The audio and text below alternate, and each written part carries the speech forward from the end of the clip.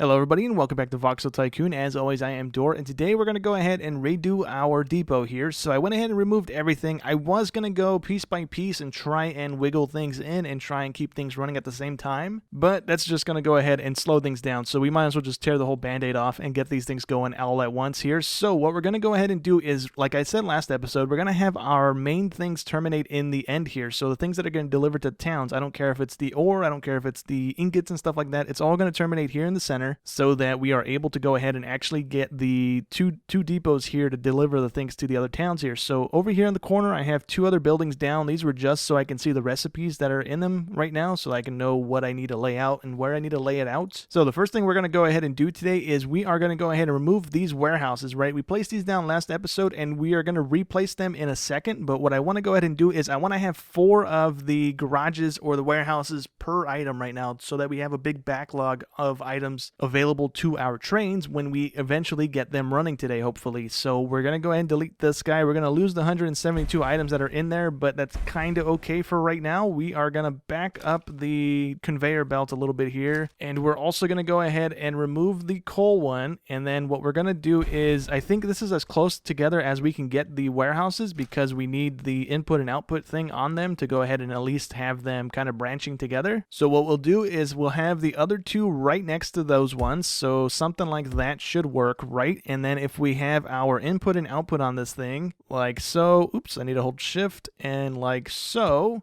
those guys should be able to go ahead and take the input from this so that it's being split 3 ways. So we have it going into 4 warehouses, and then we can go ahead and plop another output on this side of the warehouse just to be safe that we are indeed having stuff go onto that line at least, so we don't have that causing any issues. So it's not just filling up these 2 and ignoring the third one here. And then we're also going to have this warehouse here as an export so that it's filling this warehouse and it's filling this warehouse. So we need to flip that conveyor back that way, and this guy needs to go that away. So that should fix that. So that way, hopefully the train is filling up these 2 warehouses, and then these 2 warehouses are keeping these 2 filled, and then these guys are always kind of half empty, if not completely empty. So the train is constantly dumping the copper ore into our inventory here. Okay, so now that we have this back up and running here, we can go ahead and rearrange these other items now. So what we want to go ahead and do is keep things close together that are used together. So for instance, if we look at our copper cable recipes, which is in the electronics building that we unlocked last episode, we need 1 cable and 1 glass tube, and the glass tube is what we make in the glass smelter, I believe it is, and those 2 together create the vacuum tube. And then we need 1 of the vacuum tubes with an iron plate to go ahead and make these circuits. And so what I want to go ahead and do is have the glass smeltery and stuff close to this thing, so that we just have to run a conveyor in between and we can connect in like we're doing with the coal and the copper right now, having them both feed in through the line like this. Okay, so what I think I'm going to go ahead and do is we're going to go ahead and set up the glass smeltery over on this little corner here, and then we'll have the sand storage in the section here, and we'll just conveyor it under the tracks and into another separate storage thing here. We'll only have 1 building on this side to store sand, and then we'll go ahead and conveyor the product back over and probably store it over here in the corner, maybe.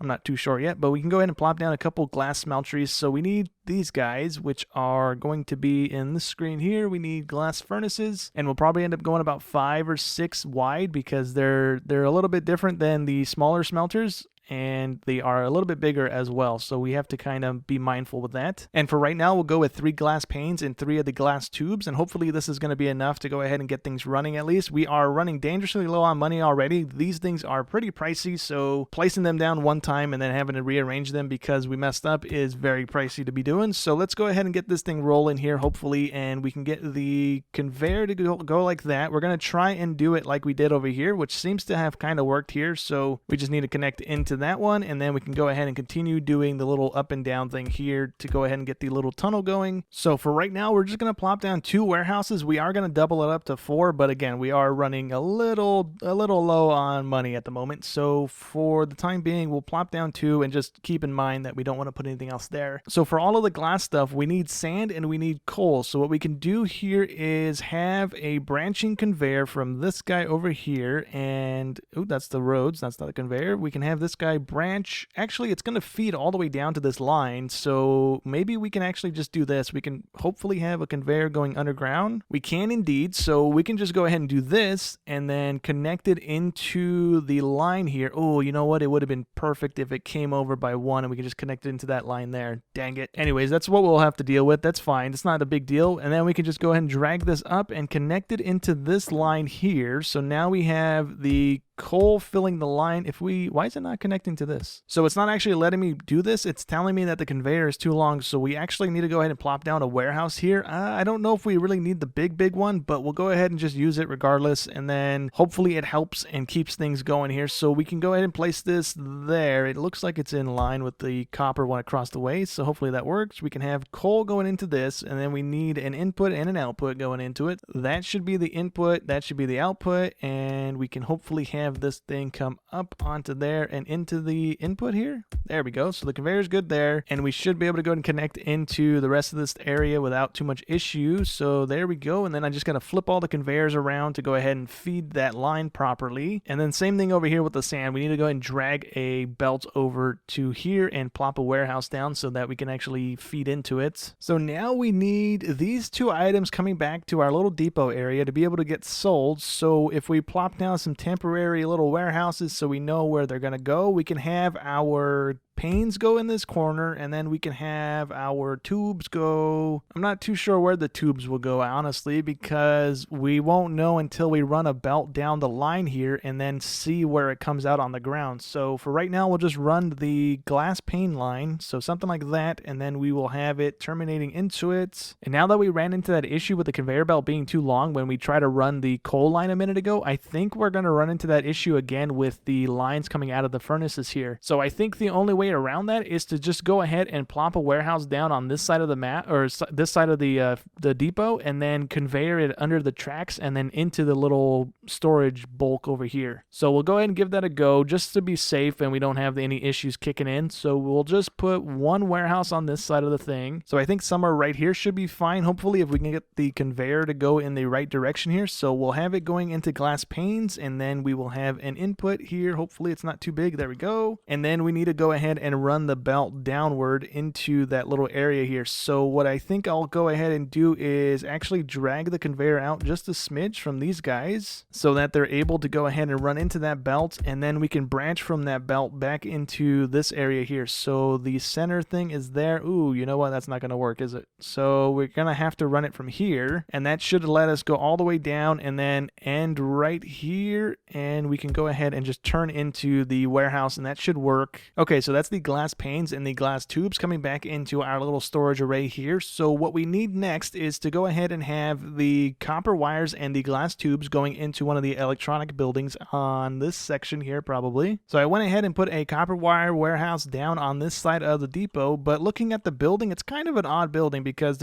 it's like on an angle where you can put the stuff in it. So there's two inputs on the back and one on the side. So we either have the output coming out on that double side there, or we have it coming out on that single side. So I'm not too sure what we want to go ahead and do just yet, but these buildings are very expensive. They're $225, I think, or $250 a piece. So we have to $255 a piece. So we have to be certain of where we want this thing down when we place it down here. So if we go ahead and place it like this, we have two on the left side and one on the top side. I think what we'll end up doing is having it outputting going downward, and then we'll just drag the stuff back across the track here. So if we go ahead and do it like this, we take up 5 spaces wide, but we can go ahead and get away with maybe having it set up like we have the other stuff set up so far, where we have a little underground bit and then an over the top bit. So I think that's what we'll go ahead and do, but we'll go ahead and place them like this. I think would be better.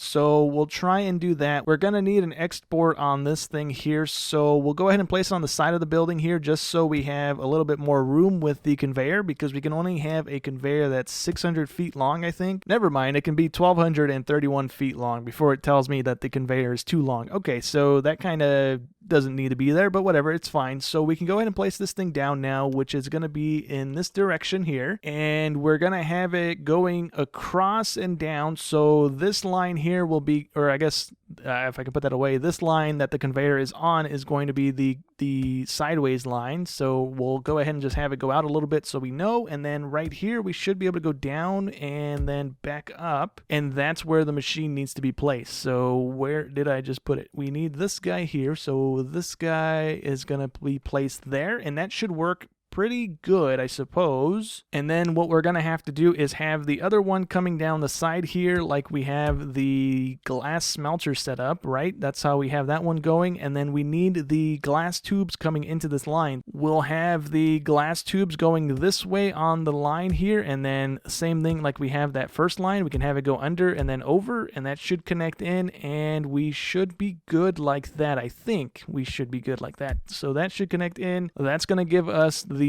glass tube thing, or actually the vacuum tube thing is what that's going to be producing. So with these things, I think we're going to go ahead and just place down 2 of them right now. Like I said, they're $250 a piece, so we'll come back and place down more, but for right now, that 2 of them should just be the trick. So actually, we're going to back it up 1, and then we're going to connect right back into it. The copper wire line doesn't actually need to be going underground because the other one goes underneath that belt anyways, so they don't need to be doing both. They don't both need to be going underground. And then we can go ahead and place down 2 more of these guys, and we should be able to go here, and we should be able to go there. Or do I want to squeeze it in? I think we can squeeze it in closer together because we don't need a conveyor going down the center like we have this one over here. So that should be fine. These guys are going to be making these circuit boards like that, and then we can go ahead and run a conveyor from our glass tube thing that we just set up backwards here to this guy, and then again over to this guy.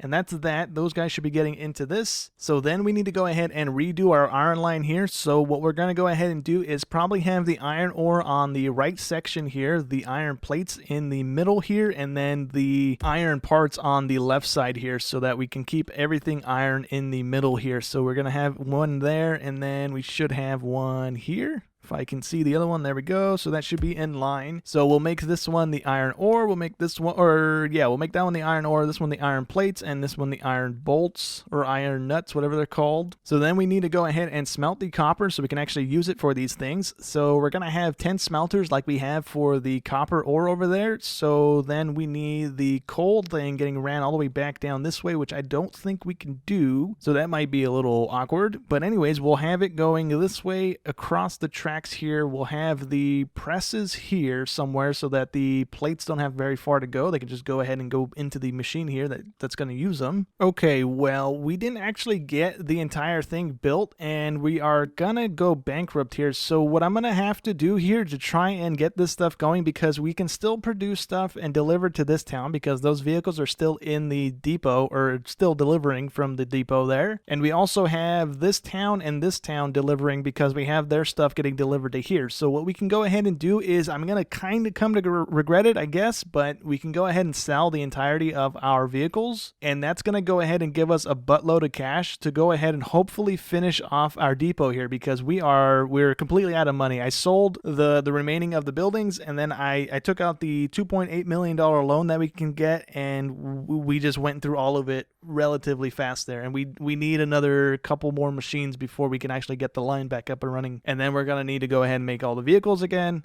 and that's going to be pretty pricey here. So if this thing could kindly unlag itself and sell the vehicles, please, that'd be cool. So with that 8.1 million that we just got from selling our vehicles, this is what we were able to go ahead and pull together with that money. So we finished off the iron ingot line, we added in the plates and bolts, the steel and steel beams, and then we added in the garages that they all go into. We added the lumber setup again. Now we have planks and beams being made. Down here it gets a little weird because the 2 radiuses of the depots right here don't actually go that far. So they kind of leave these 4 in the middle right here out of their little catchment zone. So I had to go ahead and wiggle the conveyors around in a way that it will constantly be circling the stuff around so that we can still store in here, but we won't just fill up one and not the other. So that's why there's so many conveyor belts right there, but that's going to keep going. We don't have anything else down. And if we look at the storage shed here, we have like so many more recipes that we don't even have being made yet. We have both of the 2 types of furniture, the advanced stuff, the normal stuff, the stone items that are being made, the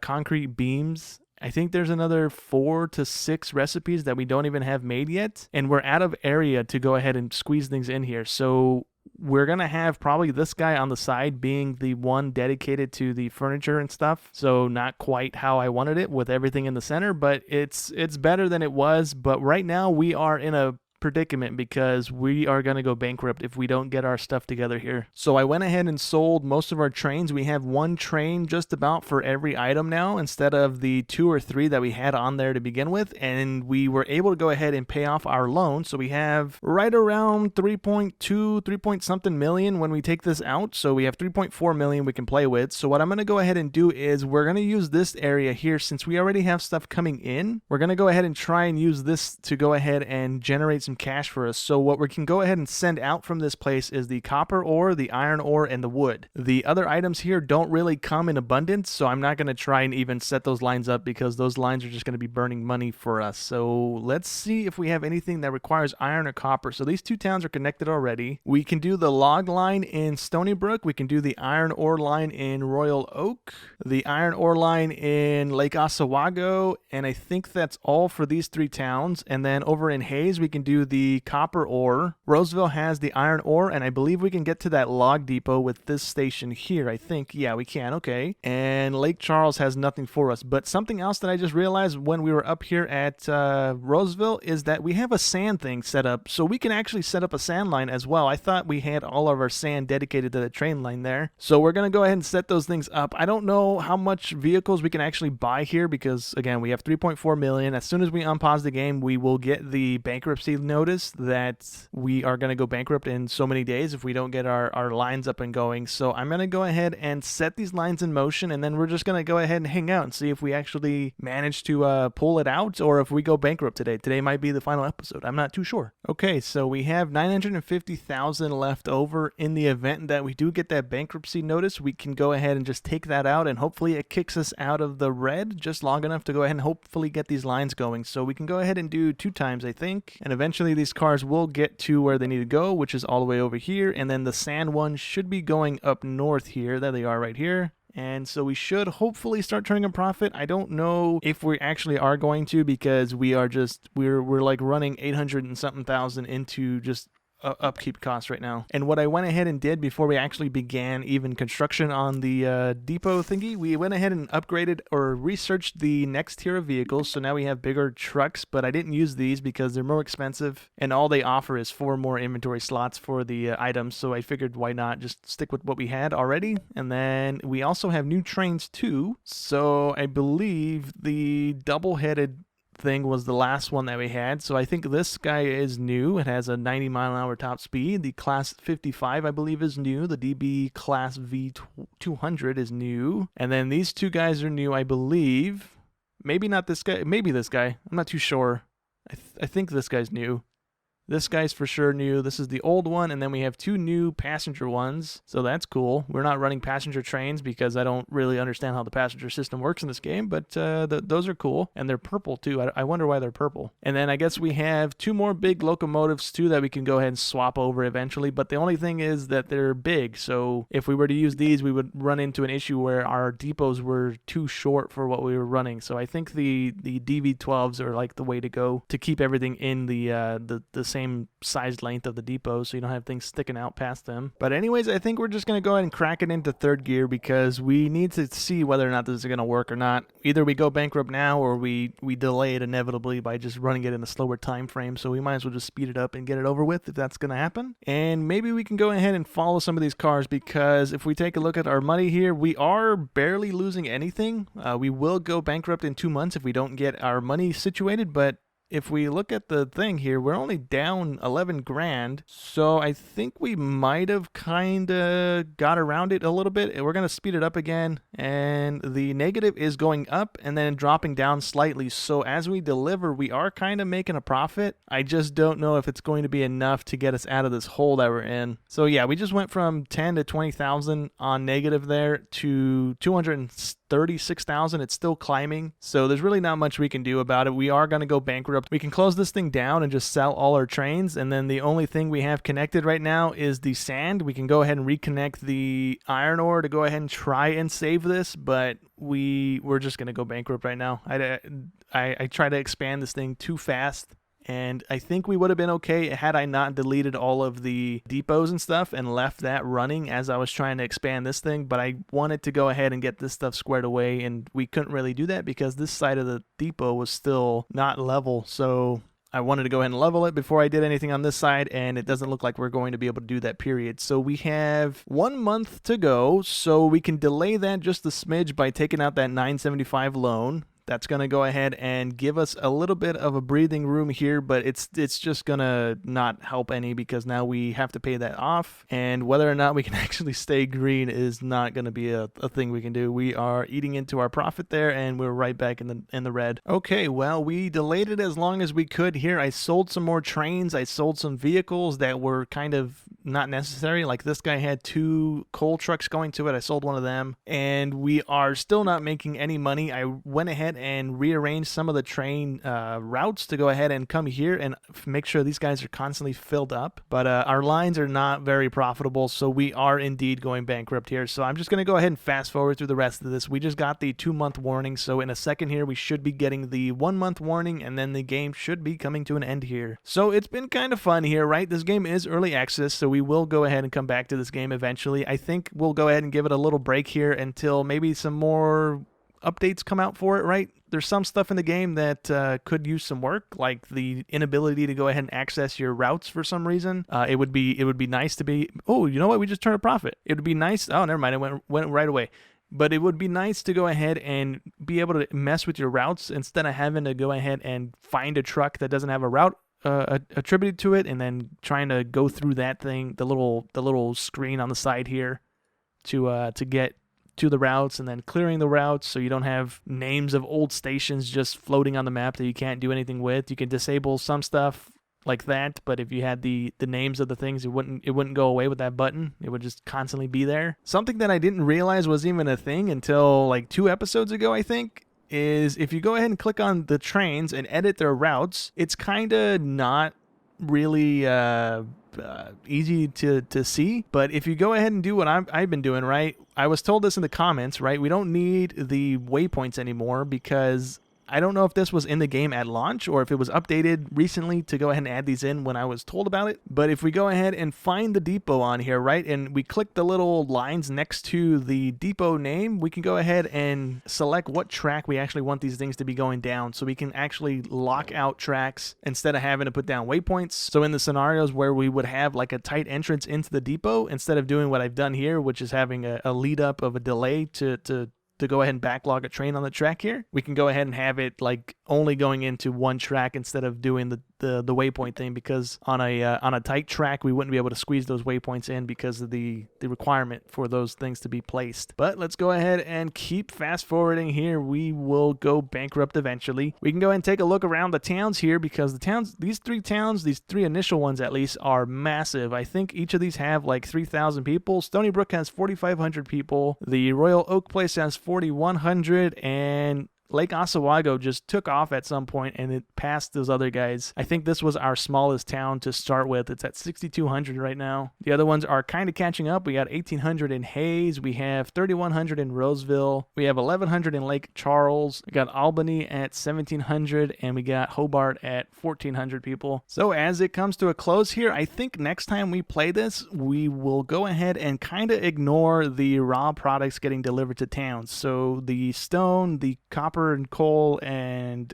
iron ore stuff, the bared logs. Early game, we have to go ahead and deliver those things, right? Because that's the earliest way you can make money. But as we start going into the research tree next time and getting the upgrades to things like the iron bars, the iron plates, and the planks and the beams for the wood, we're just going to go ahead and shift our delivery to those things instead of having the raw product go to them, because I think the pricing on these things changes as well. So like the raw stuff is kind of cheap and not very profitable. So if we were to be delivering coal to Stony Brook right now, we'd only be making 920 a truck or 920 a piece of coal. I'm not sure how that breaks down. But if we were to go ahead and give them the wooden planks, we make 1,100 on those. And then do they have any other items in here that are refined? We have the stone bricks that are refined. Those are 1,400 a piece. And the normal stone themselves is only 1,300 with an extra $50 bonus because of our, I believe, the whatchamacallit that's in here, the headquarters. So yeah, next time we'll just be pickier on what we're delivering, so we're not flooding our system with